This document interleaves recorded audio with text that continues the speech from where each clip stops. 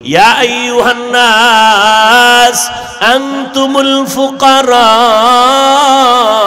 ইলাল্লাহ ওয়াল্লাহু হুয়াল গানিয়্যুল হামিদ।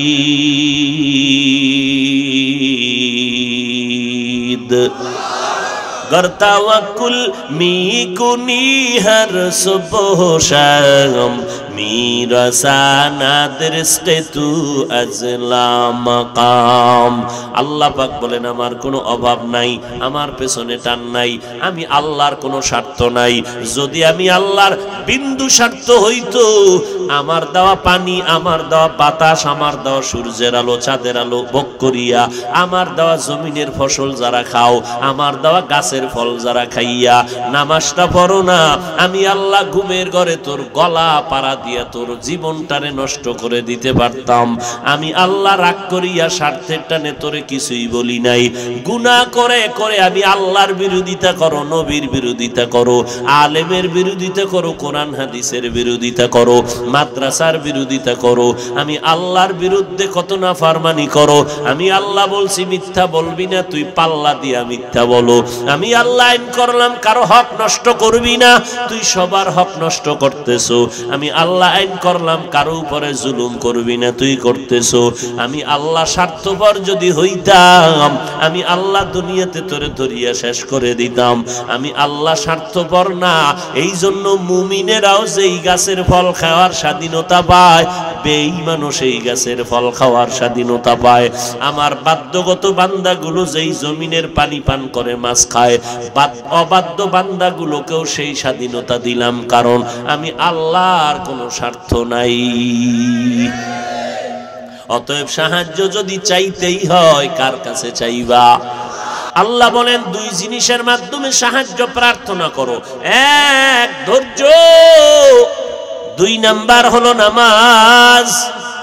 ধৈর্য নাই, নামাজও নাই, হাজারবার চাইবা দিব না কয়, এরপরও তো কিছু কিছু পাই কয়। বেঈমানেরে যেমন দেই তোরেও দেই, তবে মজাটা বুঝাবো আজরাইলের ধরার দিন। ওদিন মজা বুঝায় দিব। মরণের সময় তোর মাইয়া ভোলারা তাকায় দেখবে সুস্থ বাবার হাত পাও বাঁকা হয়ে যাইতেছে, আজরাইলের দেখা চোখ বড় বড় হয়ে যাইতেছে, রুহুটা পালাইতে শুরু করবে। সন্তানেরা কানবে, আব্বু এমন কেন করো? কয় আমারে ধর, বাতাস কর, বাতাস কর। বলে কোনো বাতাসে কাজ হবে না, ঘাম আর ঘাম আর ঘাম বের হতে থাকবে। কারণ মদিনার নবী বলে, এই বেঈমান গাদ্দার নাফরমানের জান কবজের সময় জিবরাইল যেই জাহান্নামে যাবে, ওই জাহান্নামের ছবিটা যখন ধরে, ওই জাহান্নামটা দেইখা ভয়ে আতঙ্কিত হয়ে যায়। একটা মৌমাছির দিকে তাকাও, কেমন সুন্দর বাসা বানায় দিল। আমেরিকার মৌমাছি, বাংলাদেশের মৌমাছির বাসাগুলো এক জায়গায় করো, কত সুন্দর। গাছের ডালের সাথে বাসা বানায় ঝুলায় রাখলো। এক একটা বাসার মধ্যে 20 কেজি মধু। মধুর বোতলের মুখগুলো খোলা, নিচের দিকে এক ফোঁটা মধুও পড়ে না। এমন সুন্দর বিল্ডিং বানাইলো, বেডরুম আলাদা, ড্রয়িং আলাদা, ডাইনিং আলাদা, বাথরুম আলাদা, কোনো সুতায় কোনো ব্যবধান নাই। আর ইঞ্জিনিয়ার, বুয়েটের ইঞ্জিনিয়ার বিল্ডিং বানাইলো। আরো টপ লেভেলের ইঞ্জিনিয়ার বিল্ডিং ভাঙ না হয় 1.5 বছরে বিল্ডিং এর তলে ভরে মরবি। আঁকা বাঁকা হয়ে গেছে, মেয়াদ কম। রড দিল কেমন? কয় এই পরিমাণ। কয় মজবুত রড দেয় নাই, মজবুত ফাউন্ডেশন দেওয়া হয় নাই।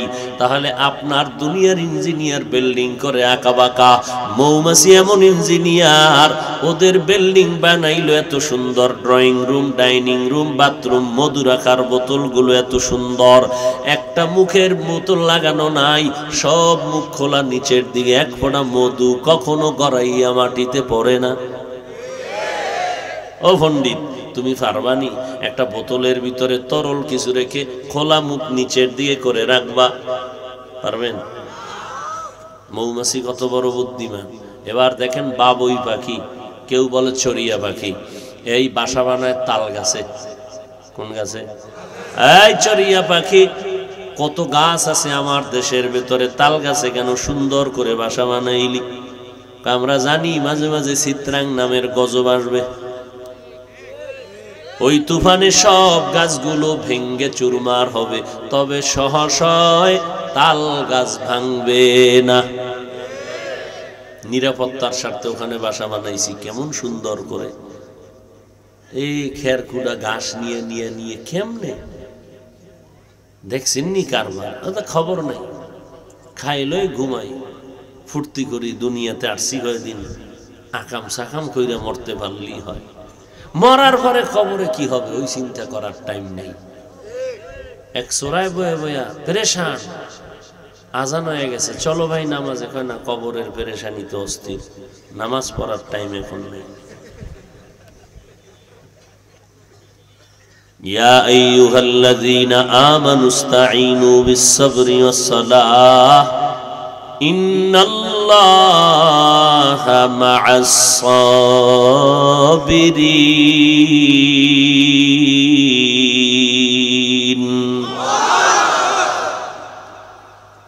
আমরা সবাই দুর্বল।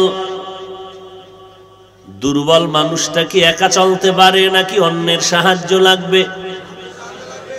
এবার যে আপনারা আমরা দুর্বল, এটা বিশ্বাস হইছে না এখনো মাস্তানি ভাব আছে ভিতরে? বরং দুর্বলতার পয়েন্ট কেমন জানেননি? যে যত বড় টাকাওয়ালা সে তত বড় দুর্বল। গরিব রিকশার ড্রাইভার জামায় ময়লা লাগছে, নিজের জামা নিজে ধুইয়া নেয়। টাকাওয়ালা নিজের জামা নিজে ধুইতে পারে না। কাজের লোক যদি ধুইয়া না দেয় জামার ময়লা যায় না। কাজের লোক যদি বাথরুম পরিষ্কার না করে দেয়, বিল্ডিং 5 তলা, ঘরের কাজের মেয়েরা কাজের লোকেরা যদি বিল্ডিং পরিষ্কার না করে, ফ্লোরটা মুছে না দেয়, 1 সপ্তাহের মধ্যে বড় লোকের বাড়ি হবে গরুর গোয়াল ঘর। তাহলে বড় লোকের আর তুলনামূলক ঠেকা কম না বেশি? তাহলে যার যত টাকা আসে তত বড় ঠেকা, কথা ঠিক নি? গরিব গাড়ি চালাইয়া সামনে যায়, বাস গাড়ি নষ্ট, কয় পায়ে হেঁটে চললাম, মদনপুর চলে যাব। বড় লোক গাড়ির মধ্যে বসছে, রাস্তার মাঝে গাড়ি ব্রেক, ড্রাইভার কি হলো, কয় চলে না। এবার বড় লোক বলবে আমি হেঁটে যাই, 2-4 কদম দিয়া বলবে তাড়াতাড়ি গাড়ি আন, আমার পাও চলে না, আমি দুর্বল। এত দিকের দুর্বলতা নিয়ে বান্দা তুমি একা, চলার কোনো উপায় নাই, তোমার সাহায্য লাগবেই, লাগবে না? আচ্ছা, এই দুর্বলটা কি শুধু আমরা মুমিন না অন্যরাও? সবাই না? অথচ আল্লাহ কয় এই মুমিন তোমরা সাহায্য কামনা করো, বেঈমানেরে কেন বলেন নাই? আল্লাহ কয় আমি জান্নাত বেঈমানেরে দিব না, জান্নাত দিব শুধু মুমিনদের। এই জন্য আমি মুমিনকে বললাম সাহায্য নিয়ে চলো। আমি অত্যন্ত দুর্বল, আমার মেধাটা দুর্বল, আমার শরীরের অবস্থা বড় দুর্বল, আমি খানা দানায় বড় দুর্বল।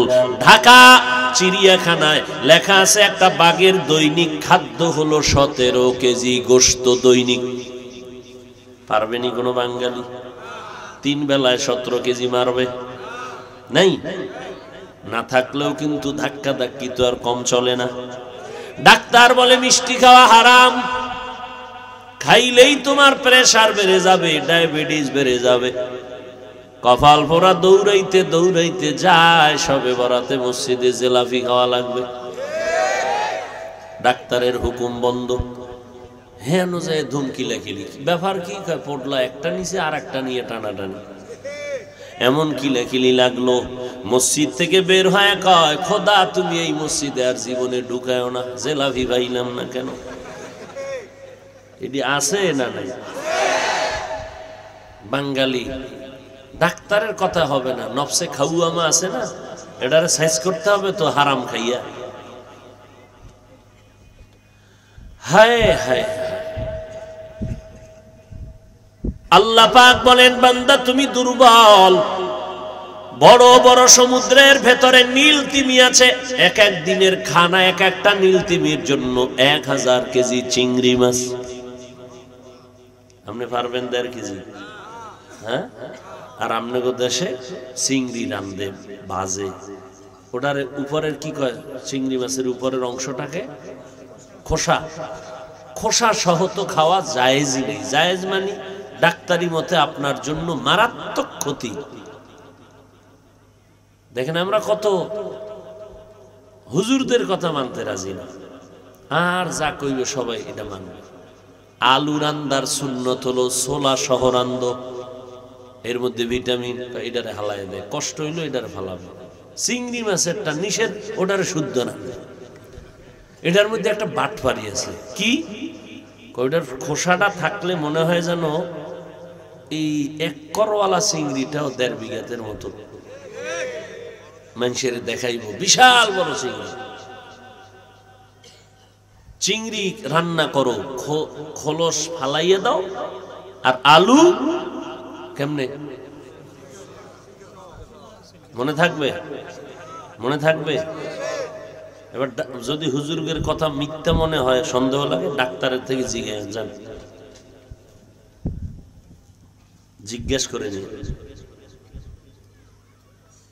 আর ভিটামিন খাইয়া করবেন কি, যেই তেলে বিড়ি টানে নো, কি করবেন খাইয়া? দুধ, কলা, আপেল, নাশপাতি খাইয়া মদের বোতল লইয়া ডক ডক করবেন, তো ভিতরের খানা আছে পুরা বিষ হয়ে গেছে। কয়েকদিন পর কিডনি নাই, ধরছে কিডনি ধরা শেষ, হার্ট শেষ, লাংস শেষ, ধ্বংসর চূড়ান্ত। মরার পরে কি ভিডা খাবে, এর আগেই তো চাইছে। সরকার চিল্লাইতেছে নেশা বন্ধ করো, মদ বন্ধ করো, ইয়াবা বন্ধ করো। যেই ফোলাটায় মোবাইল চালাইয়া ফ্রি গেমস খেলতে খেলতে মা চিনে না, বাপ চিনে না, ভাই চিনে না, টাকা চিনে না, বাড়ি চিনে না, ঘর চিনে না, খাওয়ান নাই, দাওয়ান নাই, মোবাইল মোবাইল মোবাইল। এক পর্যায়ে তার সেরা পাগল হইয়া রাস্তায় ঘুরে। মোবাইলে মানুষকে পাগল বানায় না? এই যুবকেরা তোমরা তো ভালো জানো, বানাইছে নি? তা বেশি করে চালাও।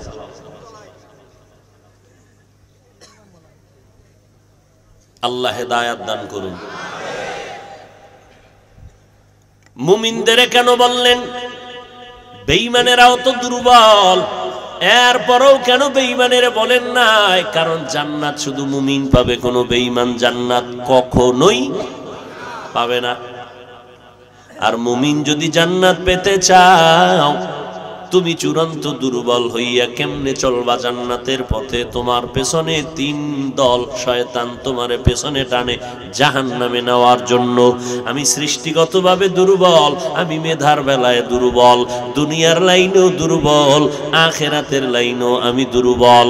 দুনিয়ার পরিবেশটা বড় নাপাক, যেদিকেই চোখ ঘুরাই সেদিকেই গুনাহ গুনাহ গুনাহ গুনাহ গুনাহ, হাতের গুনাহ, চোখের গুনাহ, কানের গুনাহ, জবানের গুনাহ, যেদিকেই নজর দেই গুনাহ ছাড়া কিছুই দেখা যায় না। গুনাহ গুনাহ করিয়া জমিনের পরিবেশটা বড় নাপাক হয়ে গেল। এমন নাপাক পরিবেশের মধ্যে আমি কেমনে নেক আমল নিয়ে সামনে আগাবো? আবার 3 দল শয়তান আমারে পেছন দিক দিয়ে বারবার টানে জাহান্নামের দিকে চলো। এক শয়তান আমার শরীরের মধ্যেই থাকে, নফস শয়তান যার নাম। আর একটা শয়তান মাহফিলের প্যান্ডেলের বাইরে দাঁড়ায় আছে, আয় তোরে ধরুম, এতক্ষণ ধরতে পারি নাই, তোরে ধরুম, জিন শয়তান। আর একটা শয়তান তোমার পাশে বয়া বয়া তোমারে খোঁচা দেয়, ওট আর কত শুনবি। এই শয়তানের নাম মানুষ রূপী শয়তান। 3 দল শয়তান তোমারে আমারে পেছনে টানে, সামনে যেন জান্নাতের পথে আগাইতে না পারি। আল্লাহ কয় এই মুহূর্তে তোমার সাহায্য ছাড়া চলা যাবে না। এখন তুমি সাহায্য কার থেকে নিবা? 3টা দুর্বলতা যার নাই তার থেকে সাহায্য নিতে হবে। 1 নাম্বার, যার অভাব নাই। যার অভাব আছে সে কখনো তোমার অভাব পূরণ করতে পারবে না। এবার মাথা খাটাইয়া বলবেন নি জমিনের মধ্যে এমন একজন মানুষ বের করতে পারবেন যার অভাব নাই? বরং যে যত বড় লোক সে তত বড় অভাবী। আমি গরিবের অভাব 100 টাকায় সমাধান হয়, বড় লোকের অভাব কোটি টাকায়ও সমাধান হয় না। অভাব নাই এমন একটা মানুষ আছে দুনিয়ায়? নাই। নাম্বার 2, যার কোনো পেছনে টান নাই, আমার তো পেছনে টানতেছে। সন্তান কয় বাবা কাপড় দাও, স্ত্রী বলে আমার আশা পূরণ করো। আমার আব্বা আম্মা আমারে পেছন দিক দিয়ে টানে, আমার প্রতিবেশী আমারে পেছনে টানে, টাকা দাও টাকা দাও, বাড়ি দাও গাড়ি দাও, এইভাবে টানতেছে পেছনে। তাহলে দুইটা দুর্বলতা। দুনিয়াতে এমন একটা মানুষ নাই যার পেছনে কোনো টান নাই। মা ডাকে পেছন দিক দিয়ে দিয়া যা, বাবায় বলে দিয়ে যাও, স্ত্রী বলে দিয়ে যাও, দিতে দিতে দিতে দিতে ফকিন্নি হইয়া যাইতেছি। এরপরও নিমক হারাম। স্ত্রী কয় তোমার সংসারে শান্তি পাই নাই। সব দিলাম, নিজে না খায় সব স্ত্রীকে দিলাম, নিজের জন্য জামা কিনি না, স্ত্রীর জন্য জামা লাগে না।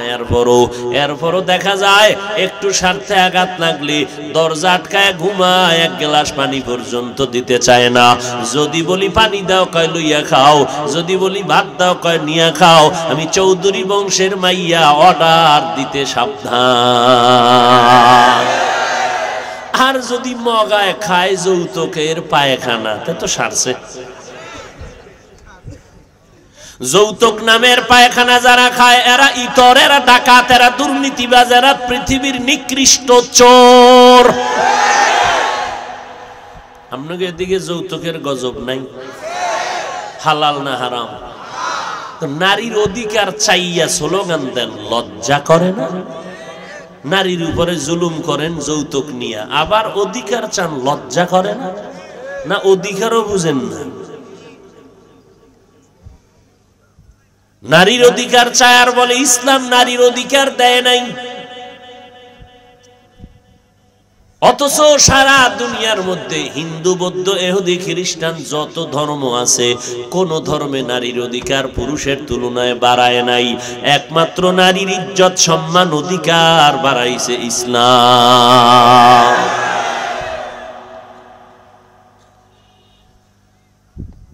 তাহলে পেছনে যার টান নাই, তিনটা দুর্বলতা যার নাই, তার থেকে সাহায্য চাইতে দেরি পাইতে। ও আল্লাহর বান্দা, 3 নাম্বার দুর্বলতার নাম হলো স্বার্থ। যার স্বার্থ আছে সে অন্যের স্বার্থ পূরণ করবে না। এবার নজর করে দেখবেন, একজন পিসাব আসেনি দুনিয়াতে যার কোনো স্বার্থ নাই? আছে? হ্যাঁ, আরে মুরিদেরটা খাইয়া পীর সাহেবের ফ্যাট মোবারক। কি মুরিদেরটা খাইয়া পীর সাহেবের বিশাল বড় টাওয়ার, হেন ঢুকো জান্নাতে। মুফতি নাই বড়, মুহাদ্দিস নাই বড়, চিন্তা করলেও কবিরা গুনাহ। কেউ যদি চিন্তা করে আসেনি, এটাও কবিরা গুনাহ। আমার নবীর থেকে কেউ নাই, নবীর সাথে কোনো তুলনাই জায়েজ নাই। সেই নবী আমার মানুষের দাঁড়ে দাঁড়ে দাঁড়ে দাঁড়ে গিয়া দ্বীনের দাওয়াত দিছেননি কেন? নবী দোয়া করলে কবুল হইতো না? কবুল হইতে কি আবার চিন্তা লাগতো? নবী মসজিদে বসে দোয়া করলে কবুল হয়ে যাইতো। নবী কেন মানুষের দাঁড়ে দাঁড়ে ঘুইরা ঘুইরা কালেমার দাওয়াত দিলেন? বেঈমানেরা গালি দেয়, রাস্তার মধ্যে কাটা দেয়, পেছন দিক থেকে আক্রমণ। নবী মসজিদে নববীতে সেজদায় গেছে, ওই দুশমনেরা দৌড়াইয়া উটের নারী বুড়িগুলো আইনের পরে নবীর ঘাড়ের উপরে ফেললো। নবী মাথা উঁচু করতে পারে না। ফাতেমা রাদিয়াল্লাহু আনহার কানে চলে গেল খবর, দৌড়াইয়া বাবার মাথা থেকে উটের নারী ভুঁড়িগুলো সরাইলেন। আমার নবী আর কষ্ট সইতে না পাইরা হাত উঁচু কইরা বেঈমানের জন্য নাম নিয়া নিয়া বরদোয়া শুরু করলেন, আল্লাহ গো এদের ধ্বংস করে দাও, কারণ এই সীমা লঙ্ঘনটা মেনে নেওয়া যায় না। সবটি ধ্বংস হয়ে গেছে, জাগাত ধ্বংস। একটাই উঠে দিছে দৌড়, দৌড় দিছে যে মোহাম্মদ বরদোয়া করলেই মরুম, দৌড় এখানে থাকাই যাবে না, এক দৌড়।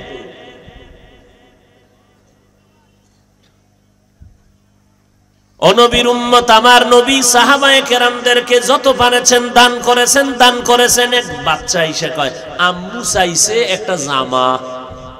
নবী কয় আমার গায়ের জামা ছাড়া কোনো জামা নাই। বাচ্চাটা গুইরাইয়া কয় আপনার গায়েরটা চাইছে। নবীজি শরীরের জামাটা খুইলা নিয়ে যা। আল্লাহ আয়াত নাজিল করলেন সূরা বনী ইসরাইলের মধ্যে, নবী এত বেশি হাতকে প্রসারিত করবেন না যে লজ্জা পাইতে হবে, আবার হাতটাকে এত গুটাইয়া রাখবেন না যে মানুষ কৃপণ বলে তুচ্ছ করবে। নিজেরটাও দিয়ে দিছেন।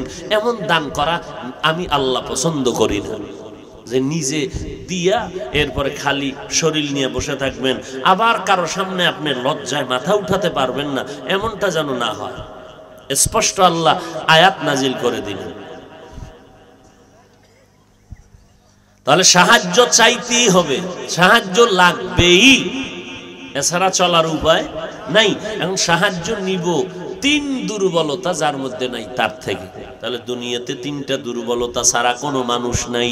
অভাব ছাড়া মানুষ নাই, পিছু টান ছাড়া মানুষ নাই, স্বার্থ ছাড়া মানুষ নাই।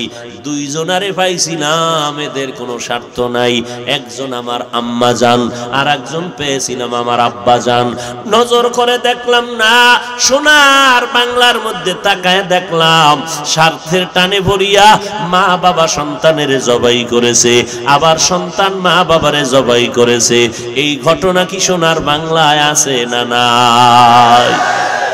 ২৫০০ থানায় গিয়া ডায়েরি তালাশ করো, কত সন্তানেরা মা বাবার বিরুদ্ধে মামলা দিছে, আবার কত মা বাবা সন্তানের বিরুদ্ধে মামলা দিয়েছে, আছে না নাই?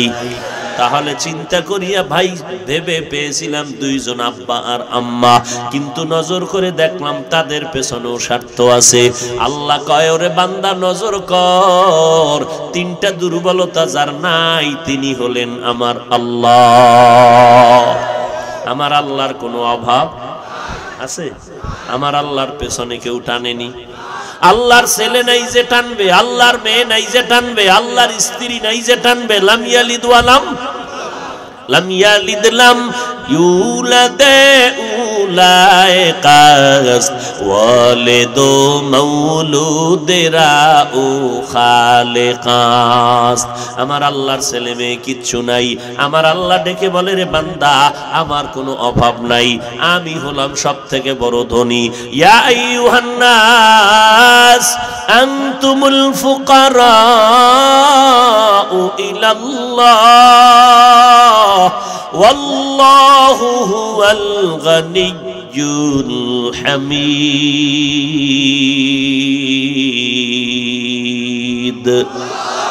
गर तवक्कुल मी कुनी हर सुबह शाम मेरा सानाद रिज़्क़े तू अज़ला मकाम।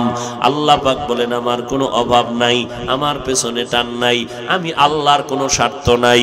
যদি আমি আল্লাহর বিন্দু স্বার্থ হইতো, আমার দেওয়া পানি, আমার দেওয়া বাতাস, আমার দেওয়া সূর্যের আলো চাঁদের আলো ভোগ করিয়া, আমার দেওয়া জমিনের ফসল যারা খাও, আমার দেওয়া গাছের ফল যারা খাইয়া নামাজটা পড়ো না, আমি আল্লাহ ঘুমের ঘরে তোর গলা পাড়া দিয়া তোর জীবনটারে নষ্ট করে দিতে পারতাম। আমি আল্লাহ রাগ করিয়া স্বার্থের টানে তোরে কিছুই বলি নাই। গুনাহ করে করে আমি আল্লাহর বিরোধিতা করো, নবীর বিরোধিতা করো, আলেমের বিরোধিতা করো, কোরআন হাদিসের বিরোধিতা করো, মাদ্রাসার বিরোধিতা করো, আমি আল্লাহর বিরুদ্ধে কত না ফারমানি করো। আমি আল্লাহ বলছি মিথ্যা বলবি না, তুই পাল্লা দিয়া মিথ্যা বলো। আমি আল্লাহ আইন করলাম কারো হক নষ্ট করবি না, তুই সবার হক নষ্ট করতেছো। আমি আল্লাহ আইন করলাম কারো উপরে জুলুম করবি না, তুই করতেছো। আমি আল্লাহ স্বার্থপর যদি হইতাম, আমি আল্লাহ দুনিয়াতে তোরে ধরিয়া শেষ করে দিতাম। আমি আল্লাহ স্বার্থপর না, এই জন্য মুমিনেরাও যেই গাছের ফল খাওয়ার স্বাধীনতা পায়, বেঈমানও সেই গাছের ফল খাওয়ার স্বাধীনতা পায়। আমার বাধ্যগত বান্দাগুলো যেই জমিনের পানি পান করে মাছ খায়, অবাধ্য বান্দাগুলোকেও সেই স্বাধীনতা দিলাম, কারণ আমি আল্লাহর কোনো স্বার্থ নাই।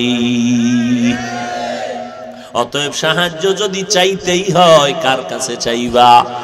মদিনার নবী বলেন, ইজা সাআলতা ফাসআলিল্লাহ ওয়া ইজা ইসতাআনতা ফাসতাইন বিল্লাহ।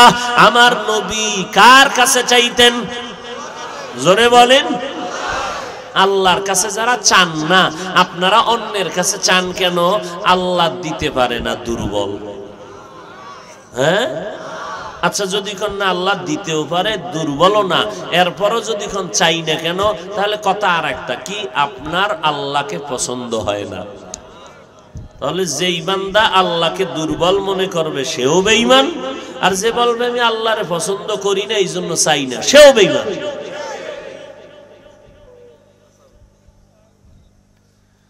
আমার আল্লাহ সবল, আমার আল্লাহ দুর্বল না। বান্দা চাইতে দেরি পাইতে দেরি নাই, আমি আল্লাহ দেওয়ার জন্য তৈয়ার। তবে তুমি অনেক সময় ভাবো আমি অনেকবার চাইছি আল্লাহ দেয় না। হ্যাঁ, চাওয়ার কিছু নিয়ম আছে। চেয়ারম্যান সাহেবের কাছ থেকে আমার 50,000 টাকা একটা কাজের জন্য, আমার মাদ্রাসার জন্য প্রতিষ্ঠানে নিব, নিয়ম ছাড়া চাইলে হবে। রাস্তায় চেয়ারম্যান সাহেবের লাগে দেখা, চেয়ারম্যান সাহেব ভালো আছেননি, 50,000 টাকা বের করেন, এইভাবে পাওয়া যায় না। দরখাস্ত লেখো, আমার বরাবর ওই ইউনিয়ন অফিসে যাও, আমার পিএস এর সাথে যোগাযোগ করে সুন্দরভাবে দরখাস্ত লেখো। এরপরে তোমার এটা পাস হবে, পাস হওয়ার পরে তোমারে ডাকা হবে। এইভাবে ঘুরতে থাকো, ঘুরতে ঘুরতে ঘুরতে ঘুরতে 2 বছর। এবার ঘুরতে ঘুরতে টাকা যাও চেয়ারম্যান সাহেব দিল, মাঝখানে অনেকগুলো হাতের ছোঁয়া লাগলো, বরকতের হাত। হাদিয়া খাইতে খাইতে খাইতে খাইতে জায়গায় গিয়া 20,000 নাই। বরকত তো মাঝখানে বরকতি হাত লাগছে না। আল্লাহ বলেন বান্দা দুনিয়ার কারো কাছে চাইতে গেলেও যদি তোমার নিয়ম ছাড়া চাইলে দিবে না, ঠিক আমি আল্লাহর কাছে চাইতে আমি কসম আমি দিব। তবে নিয়ম হলো 2টা জিনিসের মাধ্যমে চাওয়া লাগবে।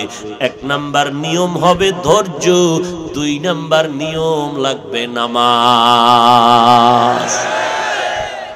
আমগো মধ্যে ধৈর্য নাই, আছে নামাজ আছে। এই যে কত আশেকের রাসূল কি মজা কইরা বয়ান শুনে, মাগরিব পড়ে নাই, আসর পড়ে নাই, জোহর পড়ে নাই, ফজর পড়ে নাই, এসাও পড়ছে কিনা আল্লাহ জানে। হায় হায়, অথচ এক বেলার নামাজ বাদ দেওয়ার কোনো সুরাত নাই, কোনো সুযোগ নেই। আল্লাহ বলেন 2 জিনিসের মাধ্যমে সাহায্য প্রার্থনা করো। 1 ধৈর্য, 2 নাম্বার হলো নামাজ। ধৈর্য নাই, নামাজও নাই, 1000 বার চাইবা দিব না, কয়ের পরও তো কিছু কিছু পাই। কয় বেঈমানের যেমন দেই তোরেও দেই, তবে মজাটা বুঝাবো আজরাইলের ধরার দিন। ওদিন মজা বুঝাই দিব। মরণের সময় তোর মাইয়া ভোলারা তাকায় দেখবে সুস্থ বাবার হাত পাও বাঁকা হয়ে যাইতেছে, আজরাইলের দেখা চোখ বড় বড় হয়ে যাইতেছে, রুহুটা পালাইতে শুরু করবে। সন্তানেরা কানবে, আব্বু এমন কেন করো? কয় আমারে ধর, বাতাস কর বাতাস কর। বলে কোনো বাতাসে কাজ হবে না, ঘাম আর ঘাম আর ঘাম বের হতে থাকবে। কারণ মদিনার নবী বলে এই বেঈমান গাদ্দার নাফরমানের জান কবজের সময় জিবরাইল যেই জাহান্নামে যাবে, ওই জাহান্নামের ছবিটা যখন ধরে, ওই জাহান্নামটা দেইখা ভয়ে আতঙ্কিত হয়ে যায়। এই জন্য আল্লাহ বলেন আমি সাহায্য করব, আমার তো অভাব নাই, স্বার্থ নাই, তোমারে দিতে কোনো বাধা নাই। বেঈমানেরও দেই, তোমারেও দিব, অসুবিধা নাই। তবে তোমারে আমি আল্লাহ কিছু দেওয়া আছে মহব্বতে, আর কিছু দেয় রাগ করিয়া। দেয় কিছুর আগে কিছু মহব্বতে। মুমিনকে আল্লাহ দেয় মহব্বত করে। আর বিধর্মী যারা, ওরা কয় আমার ইবাদত করে না, আমি ওদেরকেও দেই, কারণ ওরা তো চাইতে চাইতে চাইতে চাইতে। আমি বললাম নিয়া নে, দুনিয়ায় যা দরকার নিয়ে নাও, পরকালে কিছুই তোমার থাকবে না। এই জন্য জান্নাতের পথে চলতে হলে আল্লাহর সহযোগিতা ছাড়া, সাহায্য ছাড়া হবে না। আর সাহায্য ততক্ষণ পাওয়া যাবে না ধৈর্য আর নামাজ যদি না থাকে। এতদিন পর্যন্ত কত নামাজ ছাড়লাম, বেপরদায় চললাম। এখন থেকে তওবা করো রে বান্দা। আমার আল্লাহ তো মুমিনদের জন্য প্রতিদিন ভোর রাত্রে প্রথম আসমানে কুদরতের নজর দিয়া ডাকে, ও বান্দা আয় আয়, যত গুনাহ করছো ক্ষমা চা, তওবা কর, একটা সেকেন্ডে তোর গুনাহ মাফ করে দিব। নামাজ লাগবে নি? কয়েক তো লাগবে, সপ্তাহে 1 দিন। হ্যাঁ, মাঝে মাঝে 2-1 ওয়াক্ত নামাজ ছেড়ে দিলে কোনো সমস্যা হবে না। কি হবে? হবে বলার পরে যদি না পড়েন কেমন ফিডা খাবেন? আপনিই বললেন হবে, নামাজ ছাড়লে সমস্যা হবে, আপনিই বললেন, এরপরে যদি না পড়েন জিব্রাইল ফেরাউনের কয়, ফেরাউন মালিকের হুকুম যদি গোলাম না মানে কি করার দরকার? কয় পানির মধ্যে চুবানো দরকার। কয় লেখা রাখলাম। তুই যখন কইছো তা চুবানিটা তুই খাবি, খাইল নি? তা আপনি যখন বললেন নামাজ ছাড়ার উপায় নাই, এরপরও যদি ছাড়েন তাহলে শাস্তিটা কেমন হবে আপনি নিজেই চিন্তা করেন।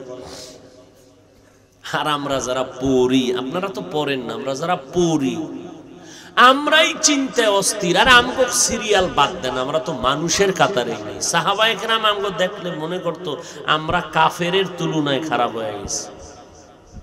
এই চেহারা, এই সুরাত, এই লেবাস পোশাক মানুষকে দেখানোর জন্য। এই সুরাতটা না ধরলে তো কেউ আমার ওয়াজে দাওয়াত দিবে না, এই জন্য না এই সুরাত ধরছি। আসলে আল্লাহর মহব্বতে ধরি নাই। অথচ সাহাবায়ে কেরাম যারা দুনিয়াতে জান্নাতের টিকিট পেয়েছেন, এত ভালো ভালো ভালো ভালো আমল করার পরেও তারা মরণ পর্যন্ত কান্না করছেন, কবরে আমার কি উপায় হবে। তারা যদি কান্দেন, আমনের কি পরিমাণ কান্না দরকার। আর আমনের কপাল পুড়ছে, নিজেও কাঁদেন না, কেউ কান্না করলে তাও পছন্দ করেন না। এজন্য আল্লাহ সুযোগ দিছে একটা, মুহাম্মাদের উম্মত যারা তওবা করো চোখের পানি ছেড়ে, আমি তোমার জীবনের সব গুনাহ তওবার কারণে মুহূর্তে মাফ করে দেব। তোর পিছনে যারা গুনাহ করে, নামাজ ছাড়লাম, রোজা ছাড়লাম, আল্লাহর অবাধ্য হয়ে গেলাম, এখনো সময় সুযোগ আছে তওবা করার। আল্লাহকে বলো মালিক আর নামাজ ছাড়বো না, বেপরদায় চলবো না, মা বাবারে কষ্ট দিব না, ওলামায়ে কেরামের বিরুদ্ধে যাব না, নবীর তরিকা মেনে চলবো, মা বাবার দোয়া নিয়ে চলবো, দেশ ও জাতির বিরুদ্ধে কোনো ষড়যন্ত্রে লিপ্ত হব না। ও আল্লাহর বান্দা, সবার কপালে তওবা নসিব হবে না, সবাই জান্নাত পাবে না। আল্লাহ যাকে কবুল করবেন সেই তওবা করবে। এ যুবক, তোমার আমার মতো কত বান্দা জীবনে মাদ্রাসায় পড়ে নাই, আলিফ বাটাও জানে না, অথচ স্কুল কলেজে পড়ে, চাকরি করে, ব্যবসা করে, এক বেলার নামাজও বাদ দেয় না। আছে না নাই? স্কুলে পড়ে, কলেজে পড়ে, 5 বেলার নামাজি ছাত্র ছাত্রী আছে না? তুমি কেন পারবা না? তোমার মেধা পচে গেছে, তোমার মেধা ঠিক নাই, তুমি মানুষ রূপী অমানুষ। তোমার লাইনের স্কুলের ছাত্র ছাত্রী যদি নামাজ পড়ে, তুমি পারবা না কেন? তোমার মতো যুবক যদি র্যাব, আর্মি, পুলিশ, বিডিআরের চাকরি করে, নামাজ পড়ে, তুমি কেন পারবা না? তোমার বিবেকটাকে প্রশ্ন করো। তোমার আমার মতো যুবক কোটি টাকার মালিক, ব্যবসা করে, হারাম খায় না, নামাজ ছাড়ে না, অভাব নাই, তুমি কেন পারবা না? তোমার আমার মতো কত বান্দা রাস্তায় গাড়ি চালায়, নদীতে মাছ ধরে, জমিনে কাজ করে, নামাজ ছাড়ে না।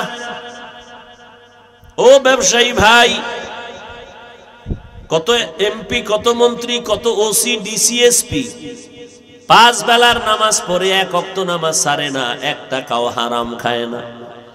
তুমি কেন পারবা না রে বাবা?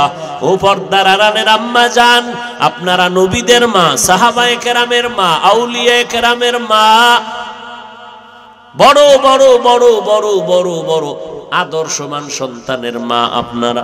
কয়দিন আর দুনিয়ায় রং তামাশা করবেন, একদিন মরণের ডাক আসবে। সাদা কাপনের প্যাকেটে যেদিন ঢুকবেন, সন্তানেরা আম্মু আম্মু বলে ডাকবে, জবাব আর জবানে আসবে না। সবাই 3টা কাপন 5টা কাপন পরাইয়া কবরে নিয়ে যাবে। দুনিয়ার রঙ্গ খেলা সব জায়গায় বন্ধ হয়ে যাবে।